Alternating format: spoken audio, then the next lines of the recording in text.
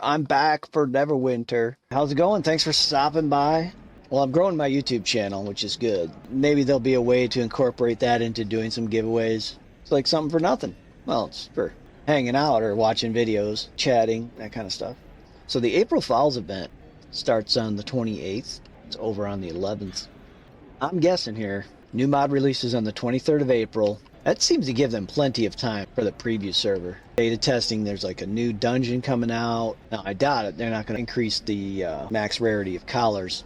I don't know. What else could they do? Because they got to provide some kind of progression, and they got to create some sort of demand for something that they can sell in the Zen market.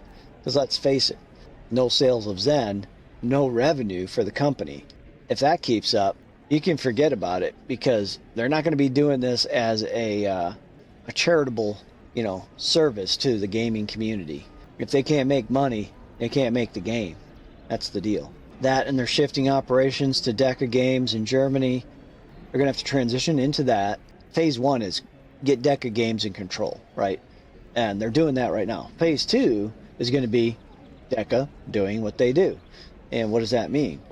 I'm sure we're going to see changes to the way Zen works, VIP, battle passes.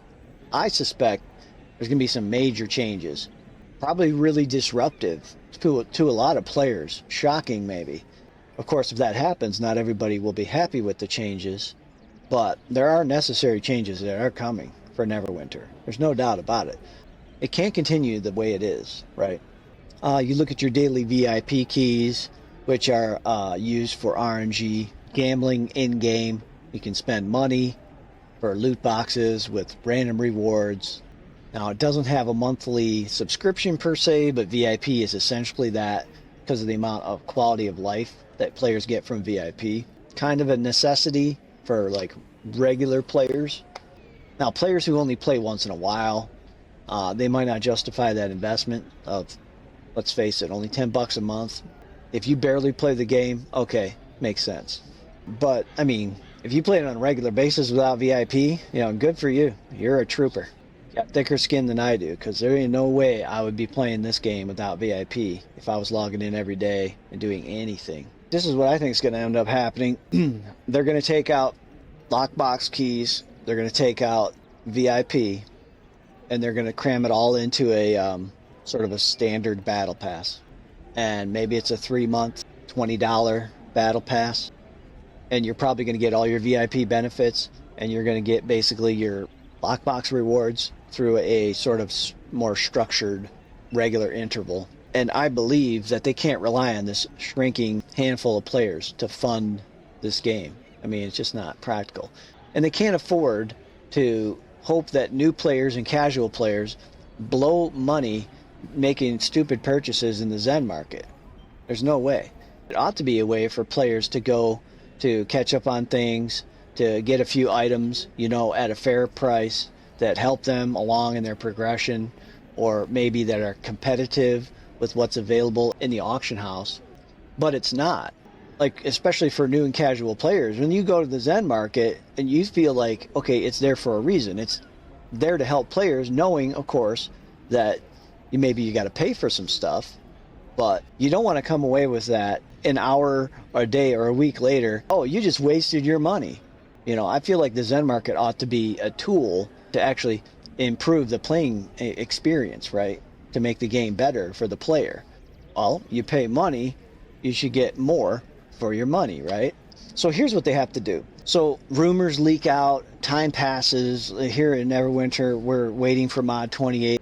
There were rumors that went back as far as like October, November of 23, several months ago now, about changes that were underway.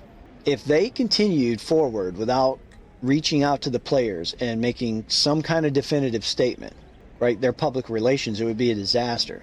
They need to maintain player confidence. And going silent at a time when the players know that the company's in turmoil, the players know the shit is going to hit the fan. You think players are investing time in the game, money in the game, or are they just slowly just like, well, I guess it's over? I'm not like going to give them full credit for coming out and saying what they're doing, because A lot of that is a selfish decision on their part, self-preservation. Because if they just sit there and don't talk to their players at all, they're fucked, right? Because the players are just going to assume the worst.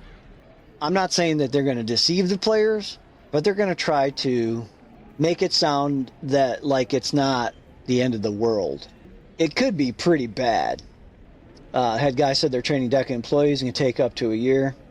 Said the next update for Neverwinter is April and another before the end of the year. I mean, look, man, a couple of Neverwinter content creators on YouTube made some videos. I'm like, what is this? Something about Reddit. So I went to the Star Trek Reddit and I read it. Pages and pages and pages and pages. And the CEO responding to specific questions and the CEO offering specific details. The head honcho there. Look, he explained it. And despite that, and I put it in a video and I described it exactly correctly, some yo-yo comes in there and comments that I don't even know what I'm talking about because I'm on console. It's old news, but it's not old news. In fact, it's current events because it's happening right now. It's continuing to happen and it will continue for months. And there will be uncertainty, especially from the player's perspective. They're not going to come out and give us a play-by-play, weekly updates. No, it's not how it is. They're going to tell us the least amount necessary to keep the confidence of the players as high as they can as these massive changes are being undertaken. And it's going to impact the game in big ways. And they can't just have players quitting the game en masse during this period. They won't get them back. They're not getting new players. They can't retain casual players. Their veteran players are literally dying. The game's been out for 10 years. And of course, there's a lot of amazing games out there that people can play instead of Neverwinter. We should have been seeing stuff from preview server. Second week of January at the latest, and we didn't see anything. We didn't hear anything. We were waiting. Now we know there's been a pause. Somebody in charge said, hold on, guys. So you know how you could get ready to move? Like you're moving from one house to another. Well, the getting ready part it's not that disruptive. And then after you move in, you're kind of there and finishing up the move and settling in 100%. Yeah, that's a little bit disruptive. But the major disruption is that period when you can't live here and you can't live there. And all your shit is nowhere. Basically, you're homeless, right? They came out and said, okay, here's what's going on. We're moving. It's happening right now. We're here to tell you it's happening. It's going to take a while before we're settled in. Now, it's a lot easier to move to a new house than it is to move halfway across the world, which is what they're doing. There'll be a new studio involved, and it's likely to result in big changes as well. It can take for people for a year to learn how to program their game since they use old tech. You know, who's using the old technology? I'm assuming it's Cryptic Studios, right? More than a month from now, before Mod 28 is released, even though obviously we're seeing a ton of shit from preview server, as according to content creators making YouTube videos, there's already a lot of information available. That'd be like 6 weeks on preview, which is kind of normal. Then they assured the players the game isn't going anywhere. Look, if you tell your players, we're hoping that this game's still around by the end of the year, players are going to just hear it's over and they're going to find other things to do. They're going to find other games to spend their money on. The messaging from the company, it must be, things are being delayed. There's a big change underway. We're going to continue making the game. Don't go anywhere. We're not giving up on Neverwinter, and neither should you. Of course, that's their message. Because the only other message is the same message that they gave us with Magic Legends.